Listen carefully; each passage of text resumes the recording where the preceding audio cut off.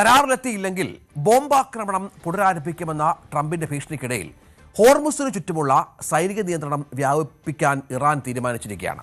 ഇതിന്റെ ഭാഗമായി പുതിയ മാപ്പ് ഇറാൻ പ്രസിദ്ധീകരിച്ചു. പുതുതായി സൃഷ്ടിക്കപ്പെട്ട പേർഷ്യൻ ഗൾഫ് സ്ട്രെയിറ്റ് അതോറിറ്റിക്കാണ് ഇതിന്റെ നിയന്ത്രണം.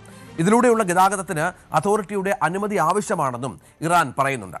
ഹോർമുസിൽ ആധിപത്യം ഉറപ്പിക്കാൻ തന്നെയാണ് ഇറാന്റെ നീക്കമെന്ന് വേണം മനസ്സിലാക്കാൻ. ഹോർമുസിന് പുറത്തും ഇറാൻ സേനയുടെ മേൽനോട്ട പരിധി നിശ്ചയിച്ചാണ് ഇറാന്റെ യാത്ര. പുതിയ മാപ്പ് പുറത്തിറക്കിയതിന് അമേരിക്കയുടെ വലിയ പ്രതിഷേധം ഇതിനകം തന്നെ വന്നിട്ടുണ്ട്. UAE-യുടെ ഫുജൈറ തീരത്തിന് തെക്ക് ഭാഗം വരെയും ഉമ്മുൽ ഖുവൈൻ തീരത്തിൻ്റെ ഭാഗങ്ങളും തങ്ങളുടെ മേൽനോട്ട പരിധിയിലാണ് എന്നാണ് ഇറാൻ ഇപ്പോൾ പറഞ്ഞിരിക്കുന്നത്. അതുമാത്രമല്ല, ഈ പ്രദേശങ്ങളിലൂടെ വരുന്ന കപ്പലുകൾ തങ്ങളുടെ നിർദ്ദേശങ്ങൾക്കനുസരിച്ചായിരിക്കണം സഞ്ചരിക്കേണ്ടത് എന്നുള്ള ശക്തമായ മുന്നറിയിപ്പും ഇറാന്റെ ഭാഗത്തുനിന്നുണ്ട്. ഇതിപ്പോൾ വിനോദ്, ഇറാന് ഈ പറഞ്ഞതുപോലെ നിയന്ത്രണങ്ങളുടെ കാര്യത്തിൽ ഒരയവും വരുത്തുന്നില്ല. ഇപ്പോൾ ഹോർമുസിന്റെ പുറത്തേക്കും നിയന്ത്രണങ്ങൾ വരുമെന്ന് പറയുമ്പോൾ ഒരു തരത്തിലും വഴങ്ങുന്ന ലക്ഷണമില്ല. ഈ ചർച്ചകൾക്കൊന്നും അടിസ്ഥാനമില്ലാതായി മാറുകയാണ്. രഞ്ജിത്ത്, അങ്ങനെയാണ്. കാരണം ഇറാൻ ഒരു ചുവട് കൂടി മുന്നോട്ട് പോകുന്നു. ഹോർമുസിൽ ഒരുപക്ഷെ അമേരിക്ക പിടിമുറുക്കാൻ സാധ്യതയുണ്ട്. അല്ലെങ്കിൽ ഗൾഫിലെ അമേരിക്കയുടെ സഖ്യ രാജ്യങ്ങൾക്ക് കൂടുതൽ അധികാരം നൽകിക്കൊണ്ട് ഈ പിൻസൈറ്റ് ഡ്രൈവിംഗ് എന്ന നിലയ്ക്ക് അമേരിക്ക വരാനുള്ള സാധ്യത മുന്നിൽ കണ്ടാണ് ഇപ്പോൾ ഈ അധികാര ഭൂപടത്തിൽ ഇറാൻ മാറ്റം വരുത്തുന്നത്.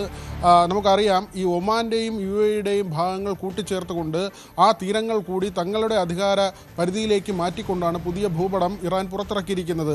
അവിടെയും രഞ്ജിത്ത്, നമ്മൾ എടുത്തു പറയേണ്ട ഒരു കാര്യം, നേരത്തെ ഹോർമുസ് ഇറാൻ അടച്ചതോടുകൂടി UAE വഴി ഒമാനിലേക്ക് കടന്നു ഒമാൻ തീരം വഴി ഈ എണ്ണ, അതായത് കരമാർഗവും കടൽമാർഗവും കൂടി ഉപയോഗിച്ച് ബദൽ വഴി ഒരുക്കിക്കൊണ്ട് കൂടുതലായി എണ്ണക്കപ്പലുകൾ സർവീസ് നടത്തുന്നതിനെക്കുറിച്ചൊരു ആലോചന വന്നിരുന്നു. അങ്ങനെയെങ്കിൽ ഈ ഹോർമുസിൻ്റെ പ്രാധാന്യം കുറെ കൂടി കുറയും.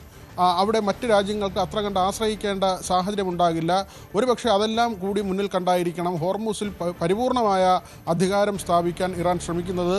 അങ്ങനെ ഒരു ശ്രമം നടത്തിയില്ലെങ്കിൽ അവർക്ക് ഇപ്പോഴുള്ള ശക്തി കുറയും എന്ന് മാത്രമല്ല, ഹോർമുസിലേക്ക് അമേരിക്കയുടെ ഒരു അധിനിവേശമുണ്ടായാൽ പരിപൂർണമായി ഇറാൻ കീഴ്പ്പെട്ടു പോകുന്ന ഒരു അവസ്ഥയിലേക്ക് വരും. മാത്രമല്ല, ഈ ബാലിസ്റ്റിക് മിസൈലുകളുടെ കാര്യത്തിൽ അമേരിക്കയും ഇസ്രായേലും ആദ്യം ഉന്നയിച്ചു തുടങ്ങിയത് സമ്പുഷ്ടീകരിച്ച യുറേനിയം കൈമാറണമെന്നാണ്. അത് ഒരു ചുവട് കൂടി മാറി ബാലിസ്റ്റിക് മിസൈലുകൾ അത് നിർമ്മിക്കുകയോ അല്ലെങ്കിൽ അവ സൂക്ഷിക്കുകയോ ചെയ്യരുത് എന്ന നിലയിലേക്ക് പോകുന്നു.